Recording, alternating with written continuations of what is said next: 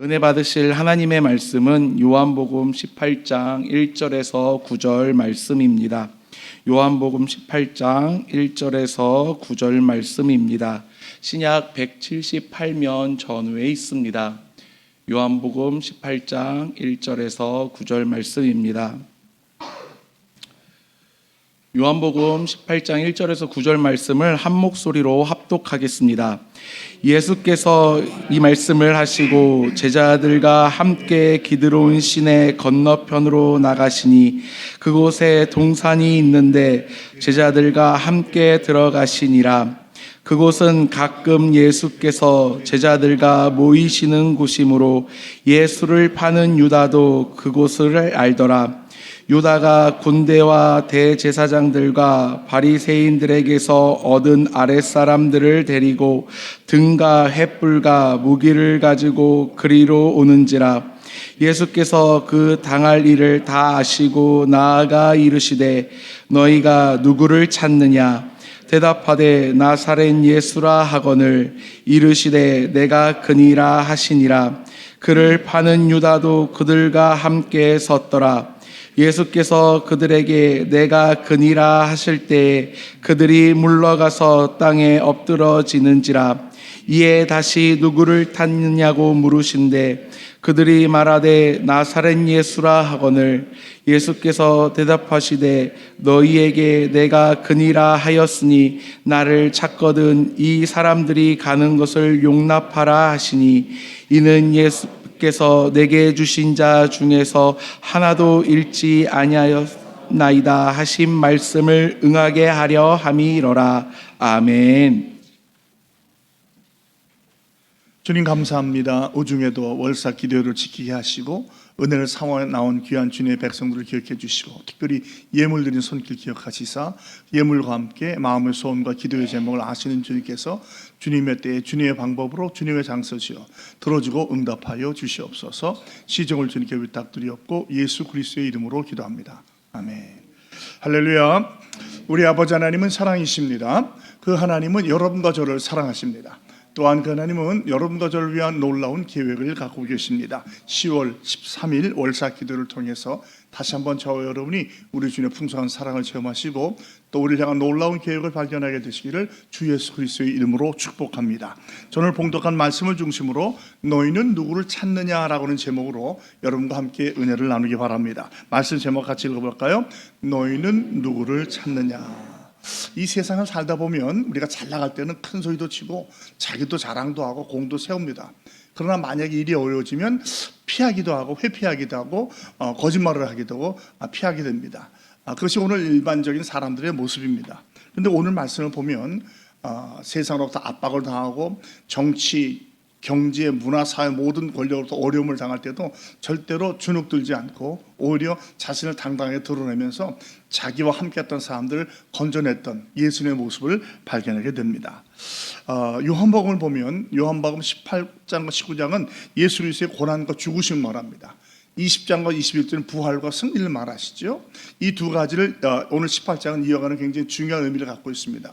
우리가 잘 아는 것처럼 주님께서 겟세마네 동산에서 기도한 내용이 나오는데 실제로 기도 내용이 나오진 않아요. 그 이유는 이미 17장에서 요한복음에서 대제사장적인 기도하셨기 때문에 그 기도형이 나오지 않습니다.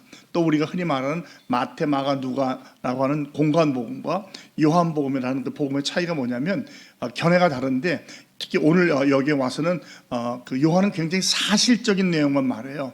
마태, 마가, 누가는 겟세마네 동산의 기도를 이야기를 얘기하면서 주님이 심히 고민하였다, 뭐 죽게 되었다, 땀이 피가 되었는데 그런 없이 전혀 없으시고 사실적인 예만 직접 이끌어가서 볼 수 있어요.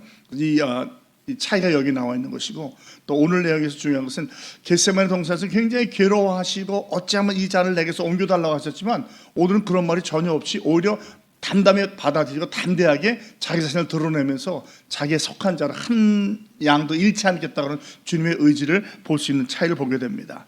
본문 내용을 보면 먼저 18장 1절로 2절에 보면 예수님께서 이미 읽으셨는데 본문을 띄워주시면 좋겠고요. 예수께서 이 말씀을 하시고 제자들과 함께 기드론 시내 건너편으로 나가시니 그곳에 동산이 있는데 제자들과 함께 들어가시니라. 그것은 가끔 예수께서 제자들과 모이시는 곳으로 예수를 파는 유다도 그것을 알더라. 이미 대제사장 기도 마치시고 그 마지막 만찬 마치시고 제자들과 함께 기드론 시내 건너서를 갑니다. 예루살렘 성에서 기드론 시내를 건너로 건너가면 여기가 바로 겟세마네 동산이 있어요. 감람산이 그 겟세마네 동산이 있거든요. 그러니까 우리가 아는 겟세마네 동산으로 기도하셨던 곳이에요. 이것은 주님께서 습관적으로 가서 기도하셨던 곳이에요. 예수님과 함께 가끔 간다고 하는데 이 가끔은 사실은 우리가 생각한 것과 달라요. 원래 여기는 종종 또는 자주가 맞아요. 그러니까 왜 이렇게 해석하는지 모르겠지만 주님께서 자주 가셨던 곳이에요. 제자들과 함께 가서 그것이기 때문에 가룟 유다도 알고 있었다고 말을 하고 있습니다. 인류 역사상 가장 큰 일이 났던 동산이 두 군데가 있는데 바로 에덴 동산하고 겟세마네 동산이에요. 에덴 동산은 우리 인류의 첫 조상인 아담이 주님께 불순종해서 선악과로 말하면 인류의 고통과 죽음과 멸망을 가져온 것이라고 한다면 겟세마네 동산은 예수님께서 주에서 순종하고 기도하심을 말미암아 승리와 구원을 가져온 것입니다. 두 개의 차이가 많이 나죠. 오늘은 바로 이 겟세마네 동산에서 역사를 보게 됩니다.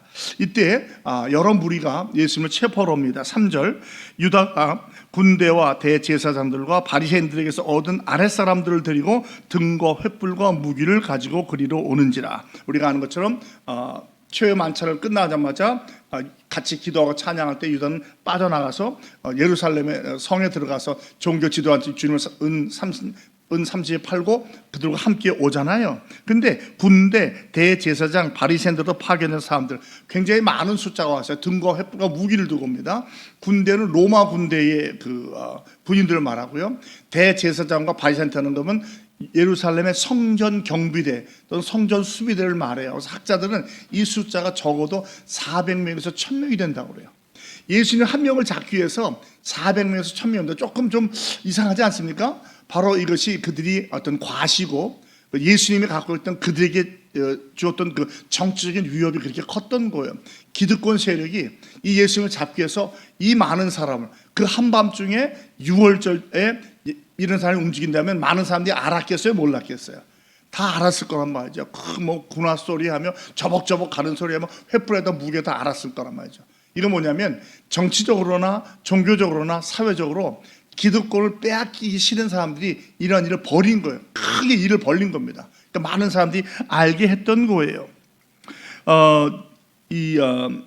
로마 군이 보통 적어도 군단보다 작은데 여기서 군대라고 말해요.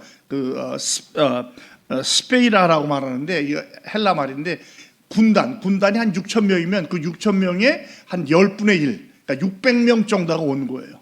그리고 성전 경비대가 한 200에서 400명. 그래서 최소 한 400에서 1000명이 왔다는 거죠. 그 생각을 해보시죠. 1000명이 오늘날도 마찬가지인데 횃불을 들고 무기를 들고 등무장하고 왔다는 걸 생각해 보세요. 그런데 굳이 이렇게 할 필요가 없었던 게 우리가 알겠지만 이때 6월절이거든요. 6월절은 대개 3월이나 4월 달에 있어요. 한국 날씨 3월, 4월에.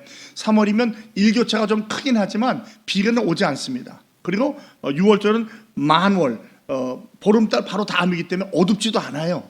그런데도 뭐 무기에다가 등에다 들고 주님을 잡으러 온 거예요. 다시 한번 말씀드리지만 무언가를 시위하고 보여주기 위해서 그런 것이죠. 그런데 그때 주님께서는 어떻게 말씀하십니까? 바로 당신을 보여주셔요. 이것이 우리가 깨닫는 건데요. 여기서 우리가 한번 몇 가지 생각을 해보길 바랍니다. 예수님이 여기에 대한 반응이 4절에 나와요. 예수께서 그 당할 일을 다 아시고 나아가 이르시되 너희가 누구를 찾느냐. 말씀드리지만 이런 위세를 보면 많은 사람도 도망가죠. 그리고 나는 안 그랬어요. 나는 몰라야지만 주님은 이미 이걸 다 아셨다는 거예요. 우리가 아시는 것처럼 주님이 모르시고 하는 게 아니에요. 막 피하시는 게 아니고 다 아시면서도 오히려 당당히 앞으로 나아가셔요. 그러니까 이제 조금부터 주객이 바뀌어요. 이들이 체포하러 왔지만 이들이 주님의 권위에 체포되는 것을 볼 수 있어요. 자기 자신 때문에 피하려고 하던 것이 아니라 공관 복음에서 봤던 그거보다는 요한은 우리가 아는 것처럼 이 요한복음의 저자 사도 요한을 말하잖아요. 그리고 예수님과 함께 마지막까지 그 법정까지 갔다가 그 제자거든요. 그러니까 모든 걸 실제로 본 거예요. 다른 제자는 보질 못했어요. 다른 마태, 마가, 누가복음. 그러니까 요한복음의 이 기사가 좀 더 정확하다고 할 수 있겠죠. 그러면서 주님께서 대화를 주도하면서 너희가 누구를 찾느냐라고 물어봐요.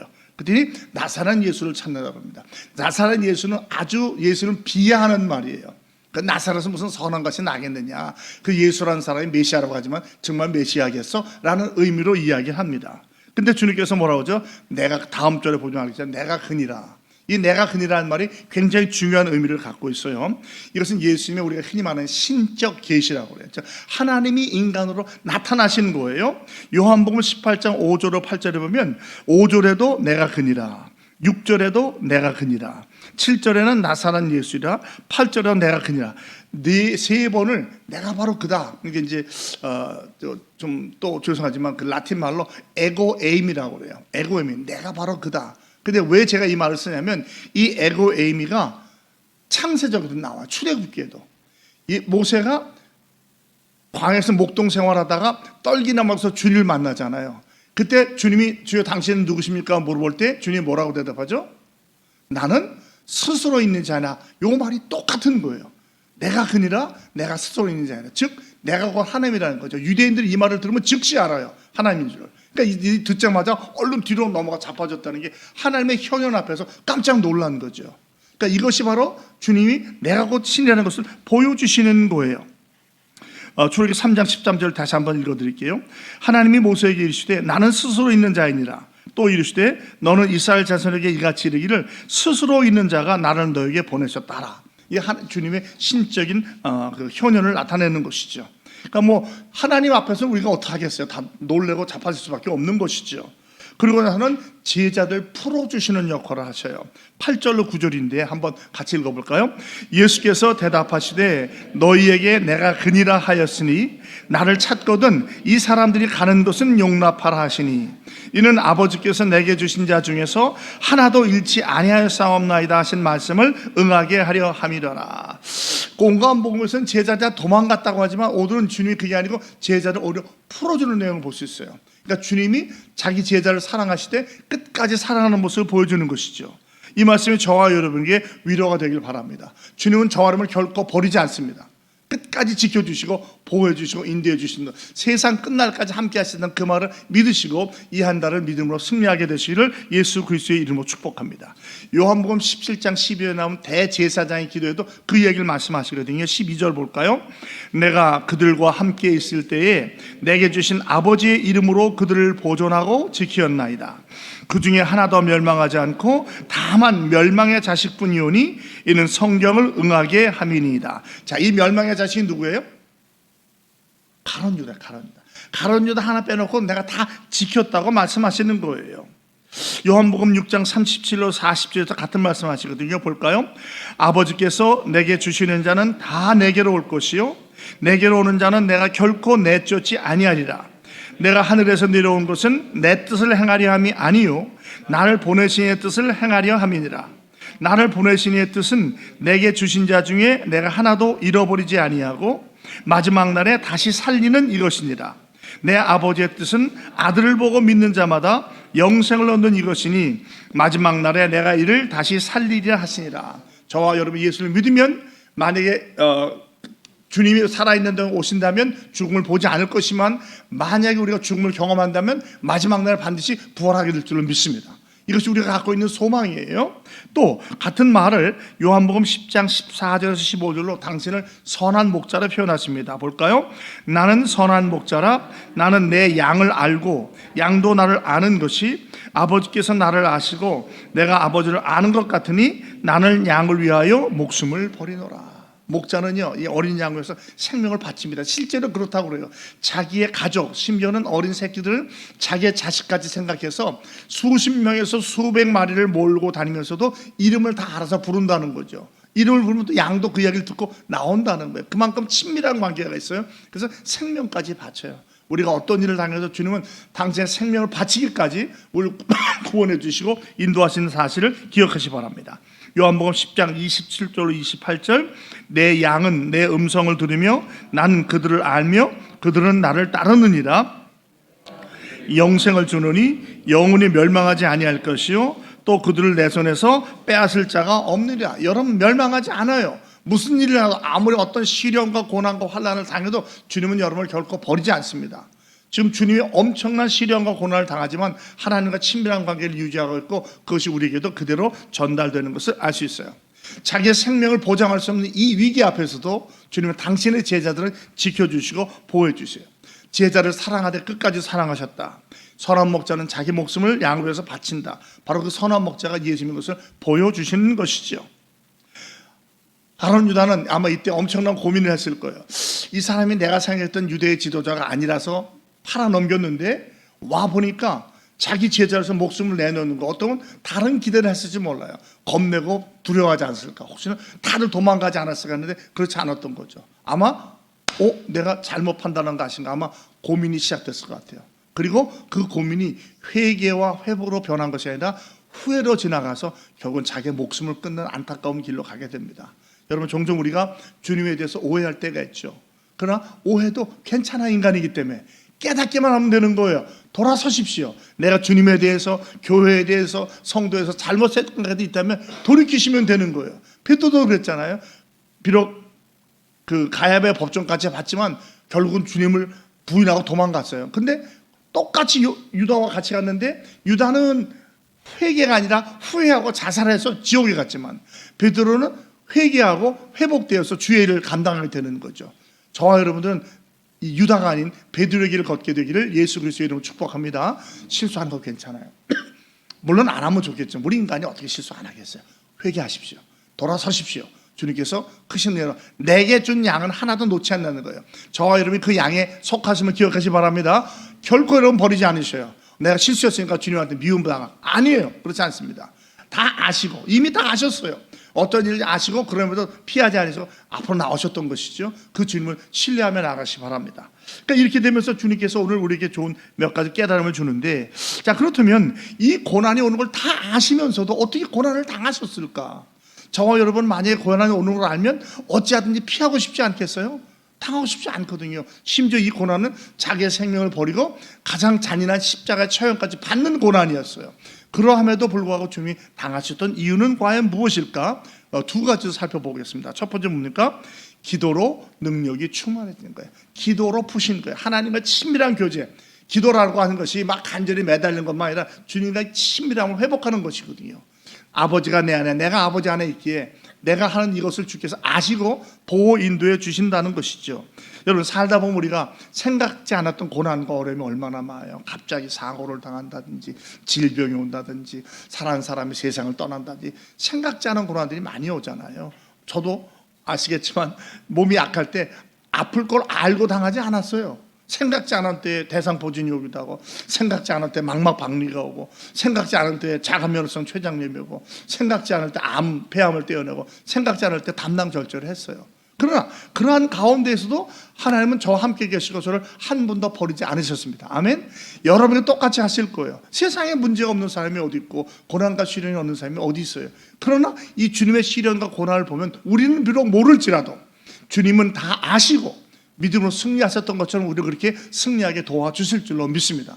그래서 절대로 믿음 버리지 마시고 주님께 매달리고 나아가세요. 이제 올해가 얼마 안 남았지만 그 사이에 또 어떤 일이 일어날지도 몰라요. 인생이라는 게 결코 쉽지 않죠. 희노애락이 막 순서 없이 오잖아요. 그러나 그럴 때마다 주님을 기억하시고 주님이 나와 함께 하시고 나를 도와주시고 인도하신다는 것을 기억하시면서 말씀과 기도와 찬양으로 승리해 나가시기 바랍니다. 주님은 겟세마네에서 기도하셨어요. 겟세마네가 뭐죠? 기름 짜는 틀이에요. 거기서 당신의 땀이 피가 될 정도로 기도하셨어요. 누가복음 22장 44절, 예수께서 힘쓰고 애써 더욱 간절히 기도하시니 땀이 땅에 떨어지는 핏방울 같이 되었더라. 의학자들은 이걸 과학적으로 증명합니다. 너무 긴장하고 힘이 들면 혈관이, 모세혈관이 터지면서 눈에서 그 피멍울이 들든지 땀이 피가 땀으로 나온다는 거예요. 그렇게 기도하셨다는 거예요. 우리 과연 그렇게 기도해 본 적이 있나요? 그렇지 않잖아요. 그러니까 어려운 일 당할 때 낙심하지 마시고 끝까지 기도로 승리하시기 바랍니다. 두 번째는 주님이 이렇게 정면 돌파하셨다는 것은 하나님의 뜻과 때를 아셨다는 거예요. 주님은 모든 것을 알고 계셨어요. 피하지 않으셨어요. 그리고 담대히 나아가셨습니다. 종종 우리가 성경을 보다가 예수님은 우리와 같은 인간을 생각하다 보니까 주님도 우리처럼 모르고 겁내시고 피하셨을 거라고 생각하는데 그렇지 않아요. 특별히 공간복음에서는 뭐 주님이 이런 일을 당할 때 막 심히 고민했다 그러고 제자들은 다 도망갔다고 하는데 요한복음을 보면 그렇지 않은 걸 알 수 있잖아요. 다 아시면서도 담대히, 심지어는 자기의 제자들은 풀어줘요. 이 사람들이 예수님만 잡으러 왔겠어요? 여러분, 예수님과 제자들이 다 같은 동료 아니에요. 뭐 이를테면 정치범이라는 걸 잡을 때 한 사람만 다 같이 잡아버리거든요. 근데 주님은 그걸 아셨고 거기서 당신의 권위로 제자들은 보내게 한다는 거죠. 그런데 놀라운 것은, 아니 이 군인들이 와가지고 예수님 말한다고 그 말 듣겠어요? 잡으려고 마음을 먹은? 아니에요. 근데 주님의 권위에 놀래가지고 이제 주객이 바뀐 거예요. 주님의 명령에 오히려 제자를 순종해서 주님만 데려가고 제자는 풀어줬다는 거예요. 이것이 주님이 갖고 있는 권세입니다. 저와 여러분 이런 권세가 있습니다. 믿음으로 이 권세를 기억하며 살아가시 바랍니다. 주님은 왜 자기가 이 땅에 오셨는지 알고 계셨어요. 마가복음 10장 44절로 45절, 너희 중에 누구든지 으뜸이 되고자 하는 자는 모든 사람의 종이 되어야 하리라. 인자가 온 것은 섬김을 받으려 함이 아니라 도리어 섬기려 하고 자기 목숨을 많은 사람의 대성물로 주려 합니다. 당신께서 왜 이 땅에 오셨는지를 정확히 아셨어요. 내가 이 십자가를 지지 않으면, 이 고난의 잔을 마시지 않으면 인류의 구원이 이루어질 수 없다는 것을 아셨기 때문에, 제가 며칠 전에 말씀드렸지만 피하려고 한다고 해서, 사실 겟세마네 동산의 기도도 자세히 보면 어떻게 돼요? 내 원을 이야기하지만 마지막에 항상 아버지의 원대로 되기를 원하나이다. 그러니까 주님의 마음은 자기의 뜻이 아니라, 인간적인 자기의 뜻이 아니라 철저하게 하나님의 뜻을 이루는 것이었어요.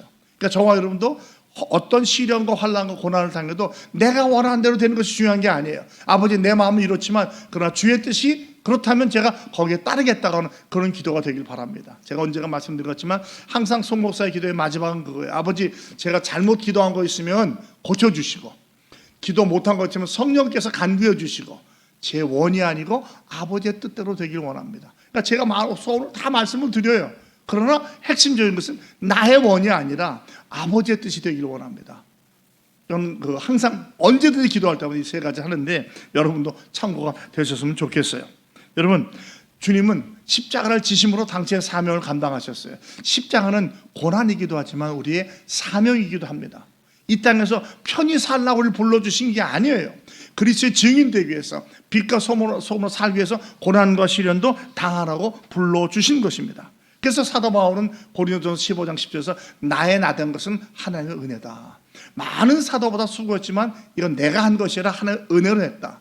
여러분, 모든 일, 특별히 주의를 할 때는 여러분이 힘으로 지혜로 하려고 하지 마시고 성령의 도우심과 인도하심으로 하나님의 은혜로 감당할 수 있기를 예수 그리스도의 이름으로 축복합니다. 하나님이 우리에게 주시는 마음이 있어요. 바울의 권면에 나오는데 디모데후서 1장 7절로 8절입니다. 하나님이 우리에게 주신 것은 두려워하는 마음이 아니요 오직 능력과 사랑과 절제하는 마음이니, 그러므로 너는 내가 우리 주를 증언함과 또는 주를 위하여 갇힌 자 된 나를 부끄러워하지 말고 오직 하나님의 능력을 따라 복음과 함께 고난을 받으라. 여기서 복음과 함께 고난을 받으라고 말하고 있어요. 너희가 고난에서 피하기 원한다가 아니라 고난을 받으라는 게 복음과 함께. 그런데 뭐예요? 그 앞에 뭐예요? 하나님의 능력을 따라. 내 힘으로는 안 되니까 하나님의 능력을 따라 하는 거죠. 이게 뭡니까? 성령 충만으로, 기도로, 찬양으로 하게 되는 줄 믿습니다. 주의 일은 내 힘으로 하는 것도 아니에요. 내 방법으로 하는 것도 아니에요. 기도하고 주의 나라와 의를 구하면서 주의 방법을 따라 승리하시는 저와 여러분이 되길 바랍니다. 여러분, 십자가 지는 것 아무나 질 수 없어요. 제자들이 지는 거예요. 나를 부인하고 내 십자가를 지고 날마다 주님을 쫓아가는 것입니다. 그런데 이렇게 할 때 하나님께서는 놀라운 은혜와 능력을 보여주시는 거예요. 우리에게 당할 시험은, 감당치 못할 시험은 없습니다. 고린도전서 10장 13절, 사람이 감당할 시험밖에는 너희가 당한 것이 없나니 오직 하나님은 미쁘사 너희가 감당하지 못할 시험 당함을 허락하지 아니하시고 시험 당할 즈음에 또한 피할 길을 내사 너희로 능히 감당하게 하시느니라. 아멘. 여러분, 이 말씀 믿으시죠? 10월 한 달 동안, 물론 이제 벌써 중순이 다 왔지만 어떤 일이 일어날지 몰라요. 근데 그게 인생이에요. 내 앞을 어떻게 다 알겠어요. 그러니까 주께 맡기는 것이죠. 어떤 일을 당해도, 특별히 고난과 시련을 당해도 우리는 모를지 몰라도 주님은 알고 계시고 피하게 도와주시고 반드시 승리하게 빠져나오게 도와주실 줄로 믿습니다. 그러므로 기도와 찬양과 말씀으로 나를 중무장하시고 어떠한 상황 속에서 우리의 뜻을 이뤄간 주님을 신뢰하면서 이 한 달도 승리하시는 저와 다 되시기를 예수 그리스도의 이름으로 축복합니다. 아버지 하나님, 감사합니다. 지난 밤도 편히 쉬게 해주시고 비가 오는 중에서도 월삭기대로 지키게 하시고 주의 전에 나와서 찬양하고 말씀 보고 기도하게 하시니 고맙습니다. 특별히 예수님께서 그 겟세마네 동산에서 정말 피가 땀이 되는 정도로 간절히 기도하셨지만 이 모든 것이 하나님의 뜻 안에 있었고 주님이 다 아셨으면서도 피하지 아니하시고 당신을 십자가 앞에 내어주시고 우리를 구원하시며 당신에게 속한 제자들까지 구원해주신 주님 감사합니다. 우리를 사랑하셔서 모든 형편을 아시는 주님께서 반드시 우리를 도와주시고 피할 길을 열어주실 줄로 믿습니다. 그러므로 두려워하거나 근심 걱정 염려하지 않게 하시고 주님같이 담대히 믿음으로 한 걸음 한 걸음 내어듣는 우리 인천중앙의 모든 성도들이 다 되게 하여 주시옵소서. 예수님의 이름으로 축복하며 기도합니다. 아멘.